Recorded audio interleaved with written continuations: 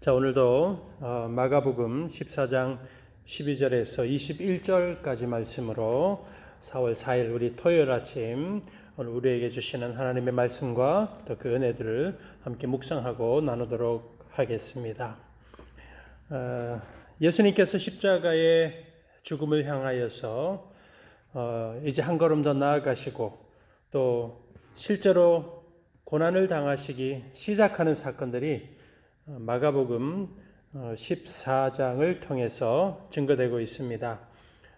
향유옥합을 깨뜨려서 예수님의 머리에 부었고 그 주님의 십자가의 죽으심을 기념한 사건을 우리는 묵상했었습니다. 또 가룟 유다가 예수님을 대제사장들에게 돈을 받고 팔아넘기는 사건이 14장 바로 앞부분에 기록되고 있는 사건입니다.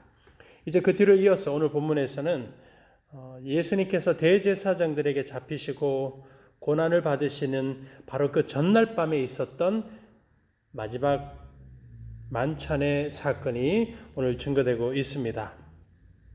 사복음서를 보시면 특별히 요한복음에서 예수님께서 제자들과 함께 만찬의 그 시간에 어떤 일을 하셨고 또 어떤 가르침을 주셨는지 요한복음 13장에서 17장까지 아주 많은 내용 또 구체적인 그런 내용들이 기록되고 있습니다. 그러나 이 마가복음서에서는 오늘 우리가 본문을 방금 읽은 것처럼 매우 간략하게 14장에는 단 19절만이 이 마지막 만찬의 내용을 증거하고 있습니다.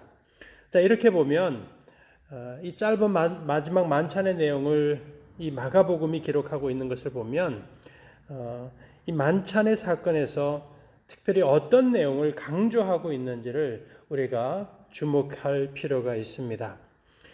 앞서 요한복음서에 의하면 마지막 만찬 때에 참 많은 일이 있었습니다. 예수님이 친히 제자들의 발을 씻어주시면서 섬김의 주님이심을 우리 제자들에게 보여주셨습니다. 또 온몸을 다 씻겨달라고 하는 베드로를 향해서 이미 온몸을 씻어서 구원받고 죄사함 받았기 때문에 이제는 그저 살면서 지은 죄에 대한 회개, 진정한 회개의 삶을 살면 된다라는 그 뜻으로 발만 씻으면 된다라는 교훈도 주셨고 또 제자들과 마지막 만찬에서 성찬 예식을 첫 번째로 우리 주님이 친히 인도하셨습니다. 그리고 보혜사 진리의 성령님이 오실 것이고 내가 먼저 가서 아버지의 집을 예비하신다라는 이런 많은 교훈의 말씀들을 주셨습니다.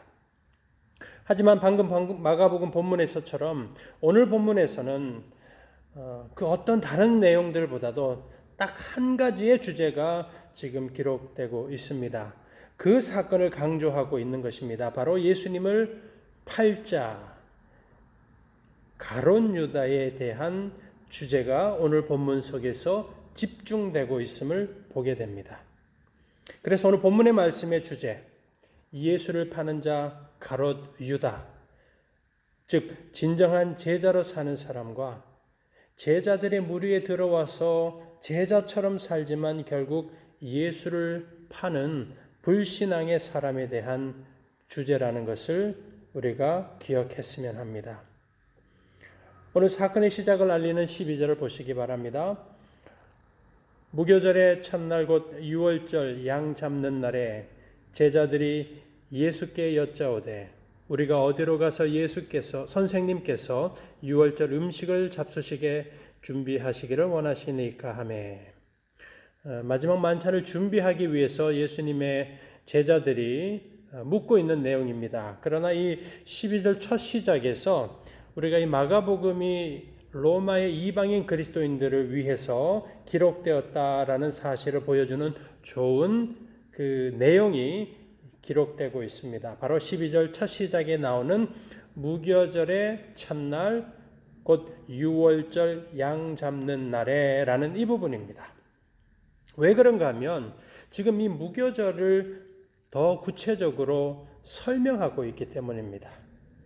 이방인들에게는 유월절 혹은 무교절이라고 하는 유대인의 절기는 분명히 생소할 수밖에 없습니다.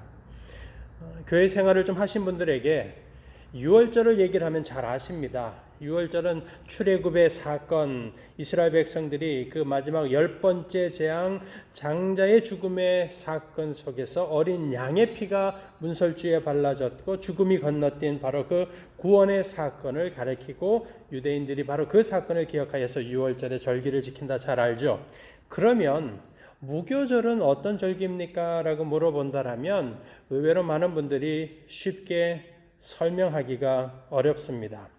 사실 몰라서가 아니라 정확하게 그 의미를 이해하지 못하기 때문이죠. 유월절과 무교절은 사실 같은 그 절기라고 생각이 들 만큼 유월절이 끝난 바로 그 다음 날부터 7일 동안에 이스라엘 백성들이 지켰던 절기가 무교절입니다. 그래서 유월절과 무교절은 바로 연결되어 있는 절기입니다.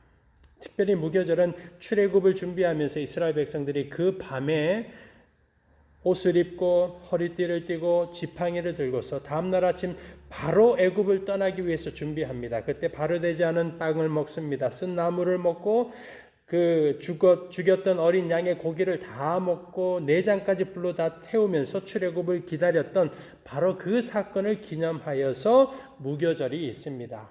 그래서 유월절이 끝난 바로 그 다음 날부터 일주일 동안 7일 동안 하나님의 구원의 사건을 기념하는 절기가 무교절입니다. 우리 그리스도인에게는 이 유월절과 무교절 구약의 방법, 구약의 절기로는 지키지 않습니다.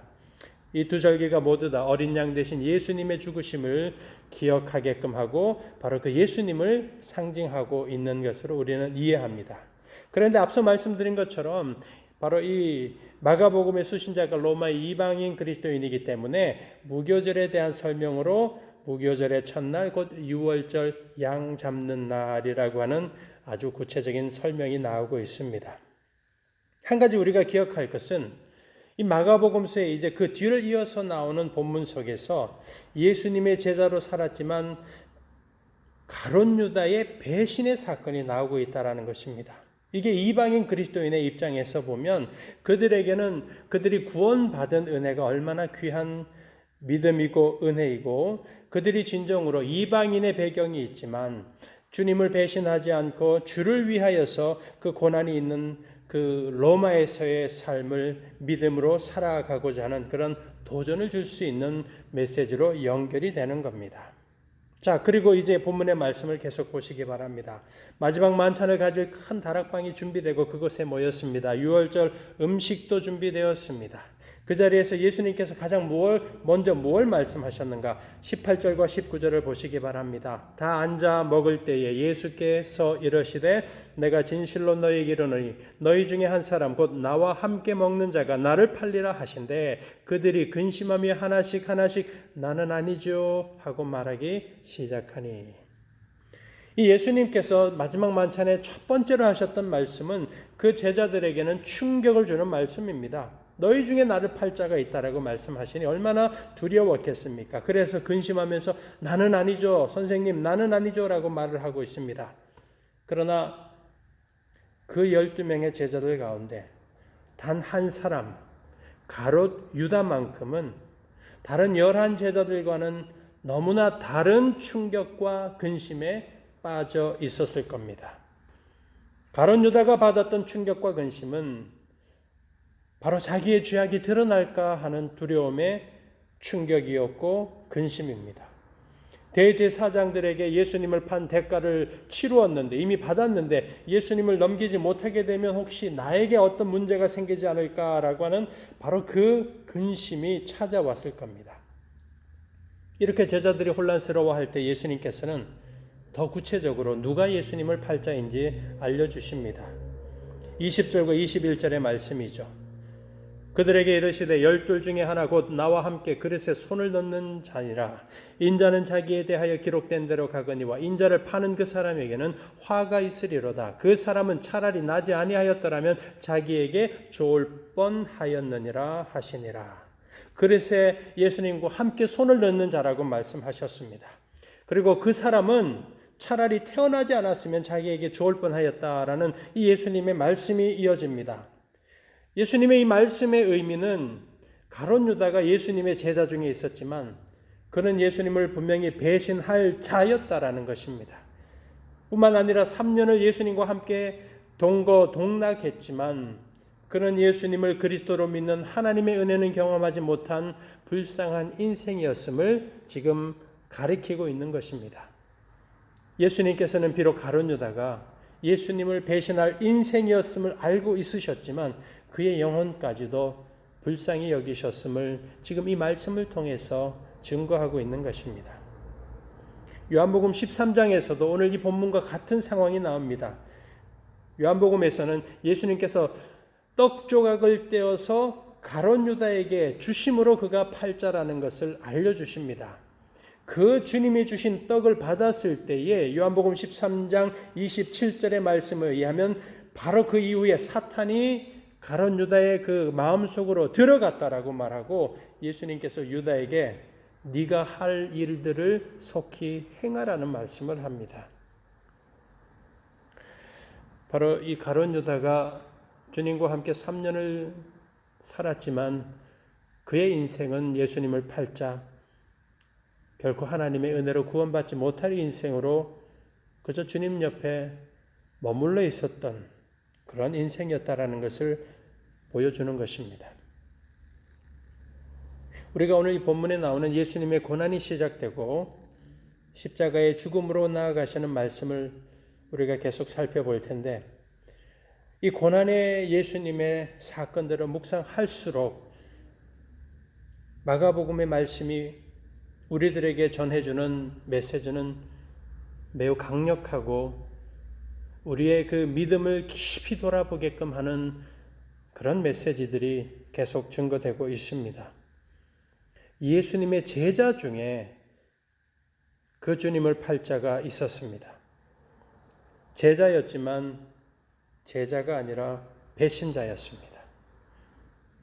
우리 주님의 능력, 그분의 구원의 그 복음의 말씀, 심지어 우리 주님이 모든 삶을 통하여 보여주셨던 모든 것을 통하여서 그분이 구원자시고 메시아이심이 증명되었습니다. 그러나 가룟 유다는 믿지 못했고 주님을 팔았고 불신자로 멸망의 길을 갔습니다. 이 시간 우리가 참으로 엄숙한 마음으로 우리 사랑하는 무지개 교회 여러분들에게 이 시간 정말 이 말씀을 기억하면서 진지한 마음으로 우리를 돌아보게 하는 그런 귀한 메시지를 발견하게 됩니다. 가룟 유다의 길을 가는 사람들은 불신자의 세상, 교회 밖에만 존재하는 것이 아닙니다. 교회 안에도 있고 신앙의 공동체 안에도 존재하고 심지어 주기도문을 고백하고 사도신경을 암송하고 고백하는 사람들 중에도 분명히 존재합니다.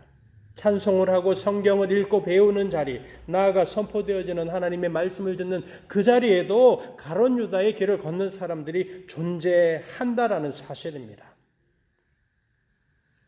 가라지는 가라지 속에 있는 게 아니라 알곡 속에 숨어 있고 염소도 염소들 틈새가 아니라 양들 틈 속에 숨어 있습니다. 그래서 가라지와 염소를 구별하기가 어렵습니다. 그러나 하나님은 하시고 반드시 구분하시고 심판하십니다. 그리고 그 삶의 열매, 믿음의 열매를 보면 알 수가 있습니다. 가룟 유다가 자기의 죄악을 알고 있었던 것처럼 누구보다도 한 사람의 마음, 자기 자신은 분명히 알고 있는 것입니다. 사랑하는 교회 여러분, 오늘 이 시간에 이 말씀 가룟 유다의 길을 걸어갔던 주님을 배신하였던 그 가룟 유다의 인생에 대한 말씀을 보면서 우리 모두가 가룟 유다의 길, 욕심과 탐욕의 길, 자기 자신이 주인이 되어서 멸망이 오는 것을 보지 못하는 죄악의 길이 아니라 그 길에서 떠나서 이제는 참된 예수님의 제자의 길입니다. 십자가의 은혜로 새 사람이 된 그 기쁨과 감사가 있고 오늘 하루도 우리의 매일의 삶 속에서 정말 동이 서에서 먼 것처럼 죄악을 멀리하면서 우리가 빛 가운데 걸어가는 성도요 천국을 향하여서 소망으로 살아가는 어린 양 대신 예수 그리스도만을 의지하고 그분과 동행하면서 살아가는 주님의 제자의 그 은혜로운 날을 우리 모두가 살아가시기를 주님의 이름으로 다시 한 번 더 간절히 축원드립니다. 기도합니다. 주님, 가라지와 알곡, 염소와 양이 함께합니다. 주님의 제자 가운데 주님을 팔았던 가룟 유다가 있었습니다. 오늘 우리에게 가룟 유다의 길을 걸어가는 인생이 아니라 오직 빛 가운데 걸어가고 우리 주님 예수 그리스도께서 걸어가신 그 은혜의 길, 주님의 제자의 삶을 살게 하여 주셔서 우리의 삶이 죄악을 멀리하기를 원합니다. 동이 서에서 먼 것처럼 죄악으로부터 멀어진 인생, 그리고 우리의 삶이 진정으로 예수 그리스도, 우리가 닮아가야 하고 우리가 따라가야 될 오직 그 예수 그리스도만을 의지하고 그 주님만을 믿는 믿음의 날을 살아가는 우리 모두가 되게 하여 주시옵소서. 감사드리고 예수님의 이름으로 기도드립니다. 아멘.